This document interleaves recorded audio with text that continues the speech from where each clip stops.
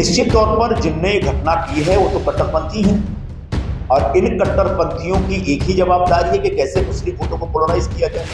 अब इसके पीछे वहां के लोकल पॉलिटिशियन किस हद तक शामिल हैं, हमारा पहला जो प्राइमा फेसाई जो हमारा अंदाज है शामिल है। 7 सितंबर जब से देश भर में गणेश पूजा की शुरुआत हुई, कहीं न कहीं पथराव की घटना देखी गई। सबसे पहले घटना हुई 8 सितंबर को गुजरात के सूरत के सैयदपुरा मोहल्ले में, जहां एक समुदाय विशेष के कुछ नाबालिग बच्चों ने गणेश पंडाल पर पथराव कर दिया। उसके बाद देश के अलग अलग हिस्सों से ऐसी खबरें आने लगी। 17 सितंबर की देर रात गणपति विसर्जन के दौरान महाराष्ट्र के ठाणे के भिवंडी शहर में पत्थरबाजी की घटना हो गई। पुलिस के मुताबिक गणपति विसर्जन के दौरान 17 सितंबर की देर रात इलाके के हिंदुस्तानी मस्जिद के पास रखी गई भगवान गणेश की मूर्ति पर कुछ लोगों ने पथराव कर दिया। पत्थरबाजी की खबर लगते ही शहर में तनाव फैल गया। लोग घटनास्थल पर इकट्ठा होने लगे और पत्थरबाजों को गिरफ्तार किए जाने की मांग होने लगी। महाराष्ट्र के बुल्ढाना जिले के जलगांव जामोद में भी ऐसी ही घटना की रिपोर्ट आई। गणेश पंडाल पर होने वाले पथराव को लेकर समाजवादी पार्टी के नेता अबू आजमी इन घटनाओं के पीछे गणेश पंडाल आयोजकों को ही दोषी मान रहे हैं और उनके लिए हिदायत जारी करते हुए अमन और शांति की अपील कर रहे हैं। कल गणपति का त्यौहार ख़त्म हुआ, हमने बहुत मुबारकबाद दिया सभी लोगों को, लेकिन मुझे अफसोस है कि जलगांव, जामोद, मेकर, शेगांव, बुल्ढाना ज़िले में, भिवंडी में बहुत जगहों पर वहाँ पर आपस में झगड़ा हो गया। मैंने एक बार नहीं 50 बार मैंने, यहाँ तक कि मैंने मुख्यमंत्री से भी कहा है, डिप्टी चीफ मिनिस्टर हमारे जो होम मिनिस्टर साहब हैं उनसे भी मैंने कहा कि देखिए हम हर हिंदू मुस्लिम के त्योहारों में लोगों को मुबारकबाद देते हैं, देना चाहिए, परंतु जब गणपति का जुलूस निकलता है तो मैंने कई बार कहा, अपनी मीटिंगों में कहा कि उस जुलूस को ले जाइए। अगर कोई मस्जिद पड़ जाती है तो जुलूस में जो लोग हैं उनको माइक पे ये बोलना चाहिए कि भाई हमारे मुसलमान भाइयों की मस्जिद है, यहाँ हम 2 मिनट के लिए बाजा नहीं बजाएंगे, कोई रंग नहीं फेंकेंगे, कोई शोर शराबा नहीं करेंगे, क्योंकि मस्जिद में नमाज़ पढ़ाता है मौलाना साहब, वहाँ अगर शोर शराबा होता है तो नमाज़ ख़राब हो जाती है। अगर ये करेंगे और उसके बाद आप आगे बढ़िए, मैं समझता हूँ कि मुसलमान आकर आपको ठंडा पानी पिलाएगा और बधाई भी देगा, फूल का हार भी पहनाएगा। परंतु इन जगहों पर जहाँ जहाँ फसाद हुआ है वहाँ पर मस्जिद के सामने खड़े होकर के ज़ोरदार तरीके से वहाँ पर पटाखा फोड़ना और उसका धुआं पूरा मस्जिद में जाए और वहाँ ज़बरदस्त तरीके से बाजा बजाए, यहाँ फसाद हो गया। मैंने जो है बुल्ढाना के एसपी से बात किया, आईजी से बात किया, भिवंडी में बात किया। मेरी गुजारिश है भाइयों, बहुत शांति के साथ रहिए आप लोग, कहीं इसका कोई रिएक्शन नहीं होना चाहिए, आपस में झगड़ा नहीं होना चाहिए, लॉ एंड ऑर्डर मेंटेन होना चाहिए, चाहे हिंदू या मुसलमान। मैं सबसे गुजारिश कर रहा हूँ कि माहौल को अच्छा बना के रखिए। दोनों समाज में कुछ गड़बड़ लोग हैं, लेकिन उनकी वजह से हमारे महाराष्ट्र जो छत्रपति शिवाजी का महाराष्ट्र है, जहाँ उन्होंने हिंदू और मुसलमानों की एकता पर जोर दिया है, ऐसे महाराष्ट्र में हमारा जब त्यौहार आए तो कहीं लड़ाई झगड़ा ना हो। पुलिस से मेरी गुजारिश है कि आप जिन लोगों ने भी शरारत किया है उनको आप बिल्कुल निशाना बनाइए, पकड़िए, गिरफ्तार कीजिए, लेकिन ये समझ के कभी गिरफ्तार मत कीजिए कि ये इस धर्म का है, ये इस धर्म का है। धर्म से कोई लेना देना नहीं। किसी नेता का दबाव, किसी ने दबाव डाला सत्ता पक्ष के या किसी ने कुछ किया, बिल्कुल पुलिस की जिम्मेदारी होती है कि वो पूरी ईमानदारी के साथ हर उस शख्स के साथ जिसने भी गलत काम किया है उसके साथ कार्रवाई करें। बहुत बहुत शुक्रिया। अबू आजमी के इस बयान पर शिवसेना नेता संजय निरुपम ने पलटवार किया है।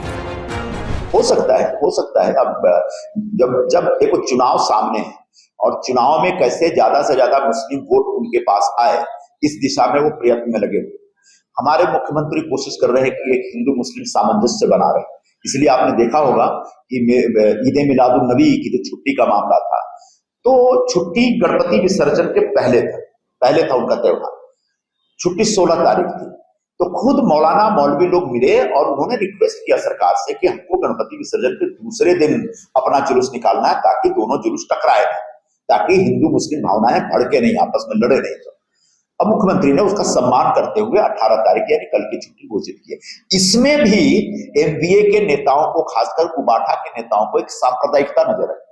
जबकि हमारे मुख्यमंत्री सांप्रदायिक सद्भाव का एक उदाहरण पेश कर रहे हैं। हमारे मुख्यमंत्री मुस्लिम लोगों से मिलकर के उनको सहूलियत हो और हिंदू त्योहारों में मुस्लिम त्योहार टकराए नहीं और कोई जो गलत लोग होते हैं, सामाजिक तत्व होते हैं, इसका नाजायज फायदा ना उठाए, इस प्रकार की हम चिंता कर रहे हैं। लेकिन साफ साफ दिख रहा है कि एमवीए के नेता, खासकर शरद पवार जी हो, उद्धव ठाकरे जी और कांग्रेस के जो सारे नेता, उनको मालूम है उनके पास एक गट्ठा मुस्लिम वोट उनको चाहिए और एक गट्ठा मुस्लिम वोट के बदौलत वो लोकसभा के चुनाव में ठीक ठाक जीत गए थे। तो पुनः ये मुस्लिम वोट एक गट्ठा हो, इसी तरह से पोलराइज हो, उसके लिए इस प्रकार के षड्यंत्र, इस प्रकार की गंदी हरकतें वो कर सकते हैं और कर रहे हैं। निश्चित तौर पर जिनने ये घटना की है वो तो कट्टरपंथी हैं और इन कट्टरपंथियों की एक ही जवाबदारी है कि कैसे मुस्लिम वोटों को पोलराइज किया जाए। अब इसके पीछे वहां के लोकल पॉलिटिशियन किस हद तक शामिल हैं, हमारा पहला जो एक प्राइमा फेसाई जो हमारा अंदाज है, शामिल है। फिर भी इस बारे में करेक्ट एग्जैक्ट इंफॉर्मेशन तब आएगी जब पुलिस इसकी छानबीन करेगी। मैं चाहूंगा कि महाराष्ट्र पुलिस के जो अलग अलग डिपार्टमेंट हैं वो लोग मिलकर के इस पूरे प्रकरण की जांच करें और जिन लोगों ने भी महाराष्ट्र के सांप्रदायिक सद्भाव को नष्ट करने का प्रयत्न किया है, चाहे वो कितना भी बड़ा व्यक्ति हो, उसके खिलाफ सख्त कार्रवाई करें।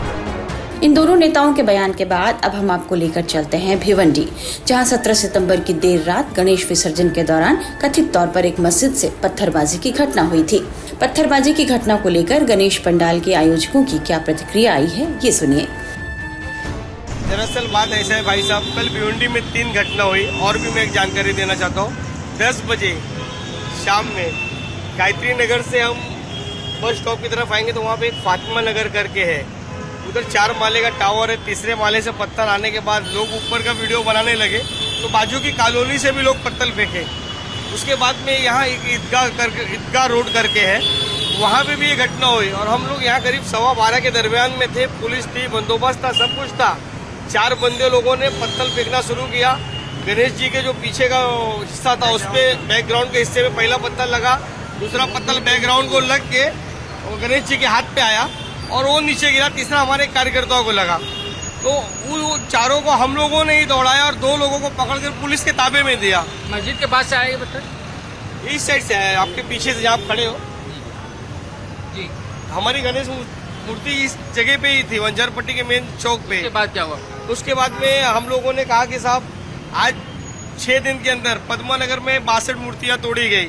आप लोगों ने एफआईआर लिखा, कोई कार्रवाई नहीं। उसके बाद अभी फातिमा नगर में हुआ, 5वें दिन की गणपति में गायत्री नगर में चप्पल और पत्थर फेंके गए थे, उसमें भी आप लोगों ने एफआईआर लिखा मगर कोई आरोपी नहीं मिला। फातिमा नगर में हुआ, उसका भी आप एफआईआर लिखोगे कह रहे हो, लेकिन कोई आपको आरोपी क्यों नहीं मिलता है? अभी ईदगाह रोड पे हुआ, वहाँ का भी आप एफआईआर लिख रहे हो, आरोपी नहीं मिल रहा है। यहाँ का भी आप एफआईआर लिखने का आश्वासन दे रहे हो, आरोपी क्यों नहीं मिल रहा है आपको? हम लोग को ये समझ में नहीं आता है। उसके बाद हम लोग ने ये तय किया कि 5 जगह का आप आरोपी लाओ पहले, उसके बाद हम गणेश का विसर्जन करेंगे। तो अभी आपने गणपति का विसर्जन किया है नहीं? भाई साहब हम लोगों के साथ में 3rd डिग्री यूज किए। डीसीपी साहब ने खुद ये शब्द वापरा है कि लाठी चार्ज। सब कार्यकर्ताओं को लाठी पड़ी, किसको 2 मिला है गणेश जी के आशीर्वाद से, किसको 4 मिला है, किसको ज्यादा मिला है। माल हम सब लोगों ने खाया है। यहाँ तक कि हमारे नेता राजेश कुंटे जी जो राहुल जी के ऊपर केस किए थे, संघ के कारवा एक कल्याण के, उनको नजरबंद किया गया। मारने के बाद जीप में डाल के उनको नजरबंद किया गया, हटाया गया कि ताकि यहाँ से छितिर बितर हो। कल हमारे यहाँ के आमदार भी आए थे, वो भी रास्ते पे यहीं बैठे थे। ये भी लगाया गया कि मस्जिद के बाद जय श्री राम के नारे लगाए गए। अब देखिए, नारे लगे नहीं लगे ये नहीं बोल सकते हैं, और आगे पीछे होता है ना। और ऐसा नहीं है कि आदमी नारा ही देगा, आदमी बातचीत करता है। नारा का मतलब क्या हुआ? जय श्री राम, आदमी जय श्री राम कौन नहीं बोलता है? गणेश पंडाल या गणेश विसर्जन के दौरान आमतौर पर पथराव की घटना के दौरान यह देखने को मिला कि कुछ लोगों ने सांप्रदायिक सौहार्द को बिगाड़ने की कोशिश की, लेकिन पुलिस के वरिष्ठ अधिकारियों ने समय रहते मामले को संभालकर किसी भी बड़ी अनहोनी को टाल दिया। आगामी त्योहारों को लेकर भी विभिन्न राज्यों की पुलिस विशेष सतर्कता बरत रही है।